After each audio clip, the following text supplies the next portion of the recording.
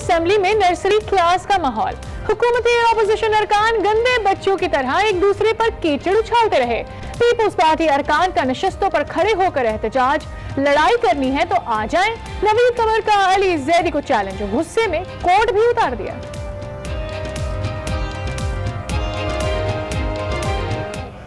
अच्छा ठीक है ना भाई, फिर लड़ाई करते हैं, आओ मैं भी कोट उतारता हूँ, आओ ना फिर। No please please please.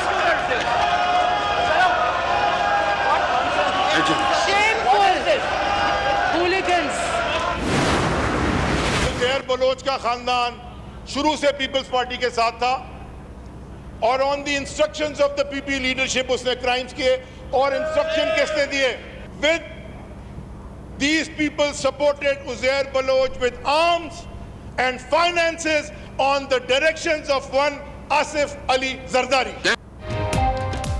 Ali Zaidi ने पीपुल्स पार्टी को दबे लफ्जों में दहशतगर्द कह डाला। मुर्तजा भुट्टो ने तैयारा अगवा करके दहशतगर्दी का आगाज किया। बेनजीर भुट्टो और खालिद शहनशाह का कातिल कौन था? निसार मुराई ने 3 कत्ल का एतराफ किया। फरियाल तालपुर ने फिशरीज का चेयरमैन लगवाया था। सईद गनी के भाई मुनशियात फरोशों के सहूलतकार हैं। स्पीकर ने माइक बंद करवा दिया।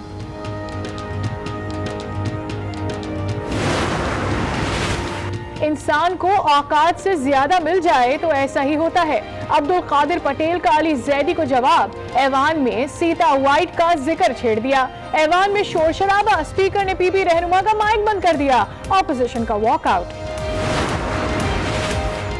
कौमी असेंबली में सप्लीमेंट्री ग्रांट्स की मंजूरी। वफाकी वजीर हमाद अजहर की रवानी और रफ्तार देखकर सब हैरान रह गए। एक के बाद एक शिक मंजूर होती रही। नवाज शरीफ को इश्तिहारी करार देने की कार्रवाई का आगाज हो गया। साबिक वजीर आजम कार्रवाई का हिस्सा नहीं बन रहे। तो शखाना रेफरेंस में एहतसाब अदालत इस्लामाबाद के रिमार्क्स। साबिक सदर आसिफ अली जरदारी की काबिल जमानत वारंट जारी। कहा क्रिमिनल केस है, उन्हें पेश होना पड़ेगा। साबिक वजीर आजम राजा परवेज को एक और क्लीन चिट मिल गई। पीरा गायब रेंटल पावर रेफरेंस में भी बरी कर दिया गया। फैसला चैलेंज करेंगे, नैब का ऐलान। बरियत में दीगर 7 मुल्जिमान भी शामिल हैं। वो फौज के साथ है। बिलावल की तकरीर बचपना लगती है। नून लीग का एजेंडा इमरान खान से छुटकारा है। अमरीकी नुमाइंदा खसूसी ज़लमे खलीलजाद आज इस्लामाबाद पहुंचेंगे। आला अस्करी और सिविल क़यादत के साथ बैठक लगेगी। अफगान अमन और खित्ते की सिक्योरिटी पर बातचीत होगी।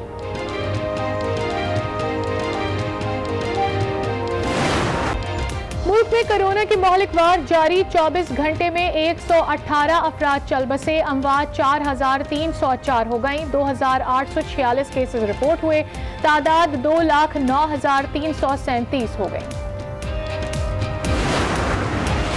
रावलपिंडी में कोरोना केसेस बढ़ने लगे। आज मजीद 8 इलाके सील किए जाएंगे। पेशावर में भी वायरस रोकने के लिए मजीद 2 इलाके सील किए जाएंगे। बंबा रोड और डिफेंस ऑफिसर्स कॉलोनी शामिल है।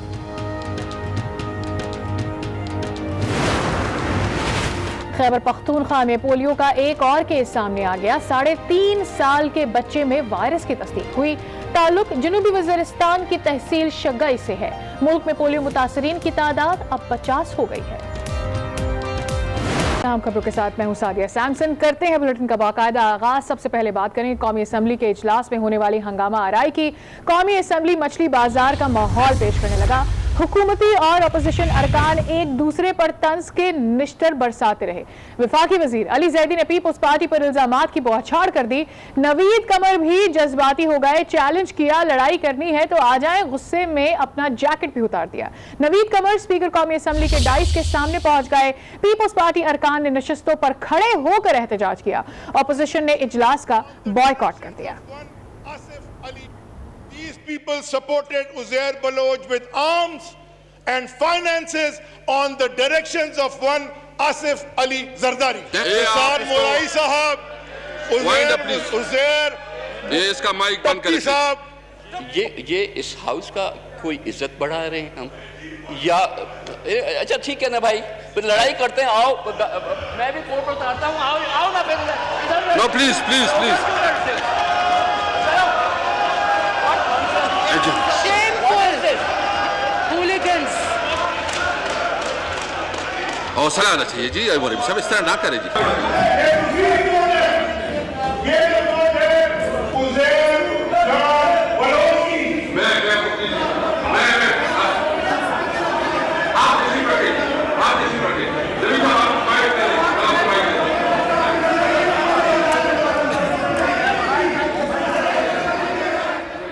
वफाकी वजीर अली जैदी कौमी असम्बली के इजलास में पीपल्स पार्टी पर कड़ी तनकीद और सवालात की बौछार। कहा, मुर्तजा भुट्टो ने तैयारा अगवा करके दहशतगर्दी का आगाज किया।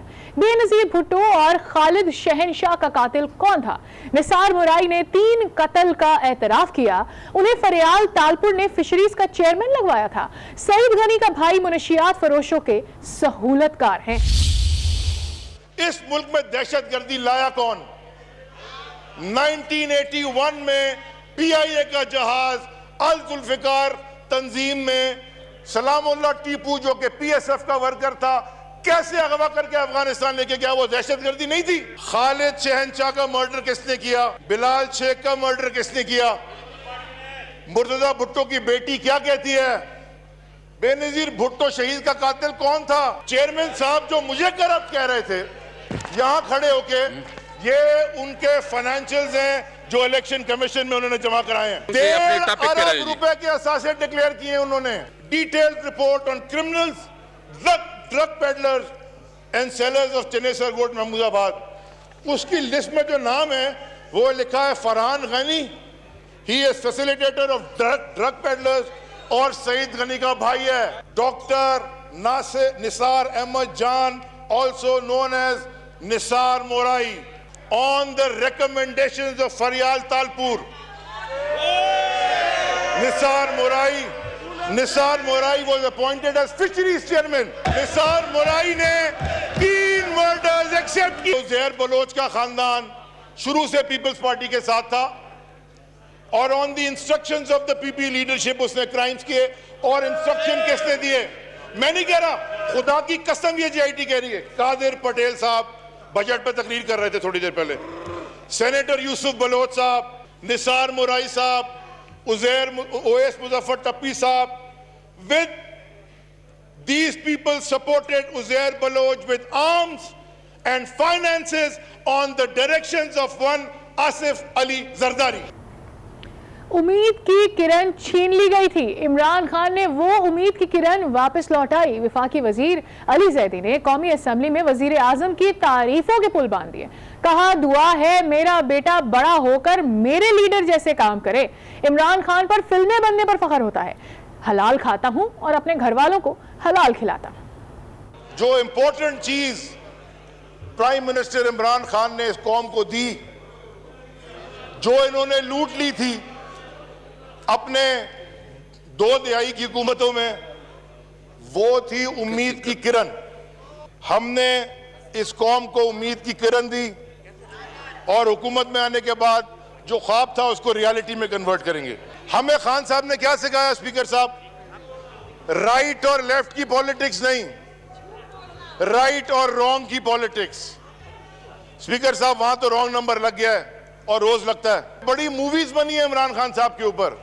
मेरे ख्याल में जितनी मूवीज इंटरनेशनल उन पे बनी है, यहां मिला के नहीं बनी। जब इमरान खान की मूवी बनती है या इमरान खान पे मूवी बनती है, वो हमारी कौम का सर फख्र से बुलंद करती है। हराम नहीं खिलाता स्पीकर साहब, हलाल खाता हूं और हलाल खिलाता हूं। मेरी दुआ है कि मेरा बेटा बड़ा होके मेरे लीडर जैसे काम करे। इनको बोले ये भी दुआ करने के इनके बेटे बड़े होके इनकी लीडर जैसे काम करे। दूसरी तरफ अब्दुल कादिर पटेल ने अली जैदी के बयान पर एहतजाज किया। कहा, इंसान को औकात से ज्यादा मिल जाए तो ऐसा ही होता है।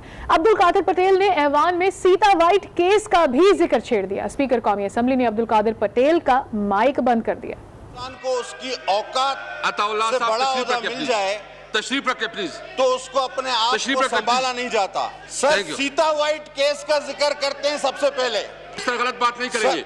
कोई बात उसने किया, कौन सी अच्छी कोई बात गलत की है, बात सर? की तो ठीक नहीं होगा। फिर उसने कौन सी अच्छी बात की आप है? तशरीफ रखे सर, फिर आए सीता वाइट नहीं है सर। आप प्लीज एक रेहान बंद कर खान इसकी की माइक, पूरी बंद किताब कर है। इसकी माइक, बंद कर इसकी माइक। कौमी असम्बली इजलास में गर्मा गर्मी और हंगामा आराई पर मजीद बात करते हैं। आज न्यूज़ इस्लामाबाद के ब्यूरो चीफ तारिक चौधरी हमारे साथ मौजूद है। तारिक चौधरी, इजलास तो आज बजट की मंजूरी पर था, लेकिन उस हवाले से तो कोई बात ही नहीं हुई। अरकान एक दूसरे पर कीचड़ उछाल रहे हैं। ये कैसा इजलास है, हो क्या रहा है? देखिए, आज जो है बजट की मंजूरी तो कल हो गई थी। आज ज़मीनी ग्रांट्स की जो मंजूरी है उसका प्रोसेस जारी है। बहुत से डिपार्टमेंट्स की जो ज़मीनी ग्रांट्स है वो तो मंजूर हो चुकी हैं, लेकिन अभी कुछ बाकी हैं। तमाम जो बात आपने की, आज के इजलास में ज्यादा डोमिनेशन जो थी वो सियासी मामला की थी, एहतजाज की थी, और जो हुकूमती और अपोजिशन बेंचेज हैं उनके दरमियान तल्ख कलामी या उनके दरमियान जो है मुहाज़रे पर जो है वो आज के दिन चलता रहा। आज के दिन जो अपोजिशन के रुकन हैं कादर पटेल साहब, उनकी भी बाज़ सुनाई दी गई, क्योंकि उन्होंने कुछ दिन पहले मुराद सईद साहब ने एक चैलेंज दिया था, तो उन्होंने कहा कि आज उस चैलेंज को कबूल करते हैं। उस पर भी आज खासी गर्मी रही। फिर उसके बाद सीनियर रुकन नवीद कमर और इस वक्त जो वफाकी वजीर हैं पोर्ट एंड शिपिंग के अली आजादी साहब, उनके दरमियान भी कुछ हंगामा रही, किसी कैफियत रही, और बाकायदा नौबत यहाँ तक आ गई कि नवीद कमर साहब ने अपना कोट उतारा। उन्होंने कहा कि वो लड़ने के लिए तैयार है। तो ये सिलसिला भी आज जारी रहा। इसके अलावा आज अपोजिशन ने भरपूर एहतजाज भी किया पेट्रोलियम प्राइसेस पे और दीगर इश्यूज पर, बल्कि एक दफा तो ये बताई कि अपोजिशन जो थी उसने वॉकआउट भी किया। बहुत शुक्रिया तारिक चौधरी, इस पर आपने हमें बताया। आगे चलकर मजीद भी आपसे जानते रहेंगे। कौमी असम्बली इजलास से वॉकआउट के बाद अपोजिशन रहनुमाओं ने शाहराह दस्तूर पर एहतजाज करते हुए पेट्रोलियम मसनूआत की कीमतों में इजाफे को मुस्तरद कर दिया। ख्वाजा आसिफ ने कहा कि बजट के बाद महंगाई का तूफान शुरू होने वाला है। हुकूमत अपने इत्तेहादियों का एतमाद खो चुकी है। शाहिद खाकान अब्बासी ने कहा, पेट्रोल की कीमत में एक दिन में 34% का इजाफा पाकिस्तान की तारीख में नहीं हुआ, इसका कौन जिम्मेदार है? नवीद कमर ने कहा, हमारा एहतजाज अवाम पर गिरने वाले महंगाई बम के खिलाफ है। सिंपल मेजॉरिटी जो है हाउस में वो हुकूमत हासिल ना कर सकी। सिंपल मेजॉरिटी से भी 10 वोट जो थे वो शॉर्ट थे, 12 वोट शॉर्ट थे। क्या हुकूमत अपने मेंबरों पे, अपने इत्तेहादियों पे अपना कंट्रोल खो चुकी है? इन हालात में बजट का पास होना ये एक किस्म का अदम एतमाद है हुकूमत के ऊपर। अशाए खुर्दनोश की जो कीमतें बढ़ेंगी वो आम इंसान की पहुंच से ये सारी चीज़ें बाहर हो जाएंगी। बेशतर इसके कि हम तबाही की उस सतह तक पहुंचे जहां से वापसी नामुमकिन है। वहां पे पहुंचने से पहले इस हुकूमत से छुटकारा जो है वो यकीनी बनाना है हमें। हम अपना एहतजाज, जैसे आपने देखा पिछले दिनों एक जॉइंट अपोजिशन की प्रेस कॉन्फ्रेंस पे हुई, ये अवामी इश्यूज़ को उठा के हम उन तमाम फोरम्स में लेके जाएंगे, क्योंकि जहां हम लगता है कि वोट तो सिर्फ अपोजिशन ही लेके आई है, जिसको कुछ ख्याल है कि अवाम के साथ क्या हो रहा है। अब 25 रुपए एक वक्त में पेट्रोल की कीमत बढ़ा देने की क्या जस्टिफिकेशन है? सिर्फ ये कि हमने जो है जब सस्ता किया तो हमारी माफिया पे बस नहीं चला, वो पेट्रोल गायब कर गए, और अब